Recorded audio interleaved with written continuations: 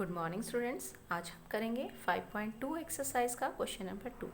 Question number 2 की statement है, a group of 360 people were asked to vote for their favourite season from the 3 seasons rainy, winter and summer. एक 360 people लोगों 60 peoples का group था, जिसमें से उन्हें पूछा गया कि उनका फेवरेट सीज़न कौन सा है और 3 ऑप्शन उनको दिए गए, रेनी, विंटर और समर।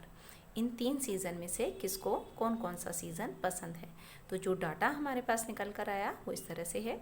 सीजन्स थे समर, रेनी एंड विंटर और नंबर ऑफ वोट्स मिले हर सीज़न को। समर को मिले 90 वोट्स, मीन्स 90 लोगों को समर सीज़न पसंद है। 120 रेनी सीज़न को वोट मिले, मीन्स 120 लोगों को रेनी सीज़न पसंद है और 150 लोगों को विंटर सीज़न पसंद है। अब इसके से रिलेटेड जो क्वेश्चंस हैं उनके हम आंसर देंगे। फर्स्ट पार्ट है इस क्वेश्चन का, which season got the most votes. कौन से सीज़न को सबसे ज़्यादा वोट्स मिले। मोस्ट वोट्स मीन्स सबसे ज़्यादा वोट किस सीज़न को मिले। देखिए आप देख सकते हैं यहाँ 90 है, यहाँ 120 है और ये 150। सबसे बड़ा नंबर है 150 और ये किसका है, ये विंटर सीज़न के लिए है। तो इट मीन्स विंटर सीज़न को सबसे ज़्यादा वोट मिले। तो इसका आंसर हो गया विंटर। अब हम देखते हैं इसका सेकंड पार्ट। ये सेकंड पार्ट है इसका। सेकंड पार्ट में find the central angle of each sector. हमें हर सेक्टर के लिए जो हमें इन्फॉर्मेशन मिली है उसके लिए हमें सेंट्रल एंगल कैलकुलेट करना है। सेंट्रल एंगल कैलकुलेट करने के लिए हमें होल एंगल मालूम होना चाहिए। अगर हम कोई पॉइंट लगाते हैं और उसके चारों तरफ का एंगल अगर हम मेज़र करते हैं तो वो 360 डिग्री बनता है। क्योंकि देखिए मैं अगर इस लाइन पर यहाँ डॉट लगा दूँ और ऊपर का एंगल मेज़र करूँ तो 180 डिग्री ऊपर की तरफ से एंगल आ जाएगा और 180 डिग्री ही नीचे की तरफ से एंगल आ जाएगा। तो इस तरह से जो होल एंगल होगा वो हो जाएगा 360 डिग्री का। तो हमें हर सीज़न के लिए सेंट्रल एंगल कैलकुलेट करना है। Central angle for summer. किस तरह से सेंट्रल एंगल हम कैलकुलेट करते हैं, जो भी हमें डाटा गिवन है जिस भी प्रॉपर टाइप के लिए, उस डाटा को, उस नंबर को ऊपर रखते हैं और सभी डाटाज का जो सम है उसे हम नीचे लिखते हैं। तो 360 पीपल के ऊपर सर्वे किया गया था, तो सम जो है 90, 120 और 150, तीनों का सम है 360 और समर सीज़न को वोट मिले थे 90। तो 90 अपॉन 360, इसको हमने फ्रैक्शन में कन्वर्ट कर लिया और मल्टीप्लाई बाय 360 डिग्री। जो हमारा होल एंगल है 360 डिग्री, उससे इसे मल्टीप्लाई कर देंगे। अब इसको हम सॉल्व कर लेंगे तो हमारे लिए सेंट्रल एंगल फॉर समर आ जाएगा। 360 से 360 डिवाइड हो गया 1 जा पर, 1 डिग्री को 90 से मल्टीप्लाई करेंगे तो ये 90 डिग्री आ गया। तो इस तरह से समर के लिए सेंट्रल एंगल आ गया हमारा 90 डिग्री। इसी तरह से central angle for rainy season हम कैलकुलेट कर लेंगे। रेनी सीज़न को वोट मिले थे 120, तो 120 अपॉन 360 मल्टीप्लाई 360 डिग्री। यहाँ भी हम 360 से 360 को डिवाइड कर देंगे। 1 डिग्री से 120 को मल्टीप्लाई करेंगे, 120 डिग्री हमारे पास आ गया। और सेंट्रल एंगल फॉर विंटर आ जाएगा 150 अपॉन 360, क्योंकि विंटर को वोट मिले थे 150 और टोटल वोट्स थे 360। इसको इससे डिवाइड किया और multiply by whole angle 360 degree. 360 बन जा 360, 150 बन जा 150 डिग्री। तो सेंट्रल एंगल फॉर विंटर आ गया 150 डिग्री। तो इस तरह से हमने तीनों सीजन्स के लिए एंगल कैलकुलेट कर लिए, 90 डिग्री, 120 डिग्री एंड 150 डिग्री। अब थर्ड पार्ट का जो क्वेश्चन है वो क्वेश्चन है, draw a pie chart to show this information. इस इन्फॉर्मेशन को शो करते हुए हमें एक पाई चार्ट ड्रॉ करना है। पाई चार्ट जैसे कि आपको मालूम है हम सर्कल में ड्रॉ करते हैं, तो इसके लिए सबसे पहले हमें एक सर्कल ड्रॉ करना है। तो हम क्या करेंगे, अपने कंपास में पेंसिल डाल देंगे और इसको थोड़ा खोल लेंगे। ना तो हमें इतना बड़ा लेना है कि हमारे पेज से बाहर चला जाए, ना ही इतना छोटा कि उसमें से हमें कुछ स्टडी करते हुए भी थोड़ी प्रॉब्लम हो। तो सबसे पहले हम क्या करेंगे, बीच में कोई भी एक डॉट लगा देंगे ताकि हमारा सेंटर मिस ना हो। अगर हमारा कंपास हिल जाए तो हमें अपने सेंटर का मालूम होगा, तो हम अपने कंपास को प्रॉपर खोल पाएंगे।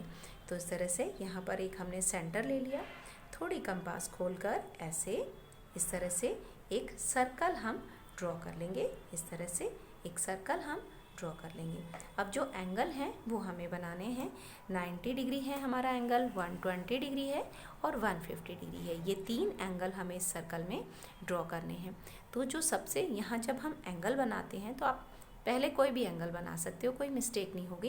लेकिन जब हमें सर्कल में एंगल बनाना है, सिंपल लाइन पर एंगल बनाना तो हम सीख चुके हैं, लेकिन सर्कल पर एंगल बनाते समय थोड़ा सा हम इस चीज़ का ध्यान रखेंगे कि जो एंगल थोड़ा आसानी से बन जाएगा उसको हम नीचे की तरफ बना लें, और जो एंगल थोड़ा मुश्किल हमें लगे उसको हम ऊपर की तरफ बना लें, ताकि कोई भी हमारी मिस्टेक्स ना हो।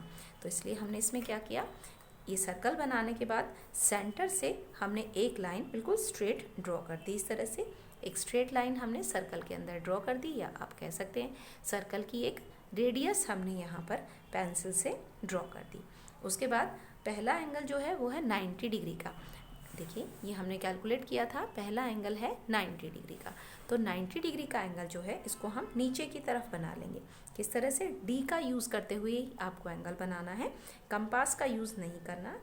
आपको क्या करना है, जो डी की बिल्कुल नीचे वाली बेस लाइन होती है उससे आप अपनी लाइन को कवर करेंगे, और जहाँ 90 डिग्री का एंगल मिलता है, 90 डिग्री की लाइन जहाँ आपको शो करती है वहाँ पर आप इस तरह से डॉट लगा लेंगे। जैसे देखिए यहाँ 90 आ रहा है, यहाँ से हमने इधर डॉट लगा ली।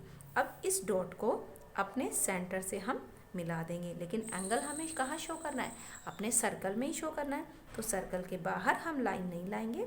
इस तरह से ये पॉइंट और ये पॉइंट को हमने मैच कर लिया, और इस लाइन को सर्कल की बाउंड्री तक ही ड्रॉ कर देंगे। आगे ड्रॉ नहीं करेंगे कि पहले आप ड्रॉ करें और फिर उसे रब करें, तो इससे अच्छा आप ड्रॉ ही ना करें। ड्रॉ आप कहाँ तक करेंगे, सर्कल की बाउंड्री तक हम ड्रॉ करेंगे।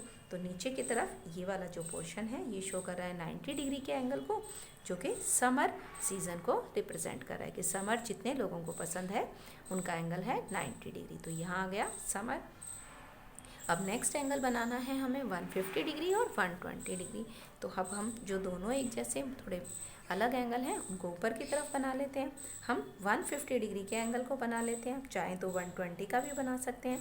अब हमने डी को इस तरह से रख लिया सीधा, बेस लाइन को अपनी लाइन से कवर कर दिया, और जहाँ 150 डिग्री हमारा शो हो रहा है, डी हमारा जहाँ 150 डिग्री को दिखा रहा है वहाँ पर हमने इस तरह से पॉइंट लगा लिया। इस तरह से यहाँ पर पॉइंट लगा लिया, बेस लाइन को इससे कवर कर लिया, बिल्कुल डी को सीधा रखते हुए 150 वाली पॉइंट पर डॉट लगा दिया, और इस सेंटर को इस डॉट के साथ मैच कर लिया अपने डी की हेल्प से ही या स्केल की हेल्प से, और इसको इस लाइन को हम ले गए अपने सर्कल की बाउंड्री तक, आगे तक नहीं ले जाएंगे।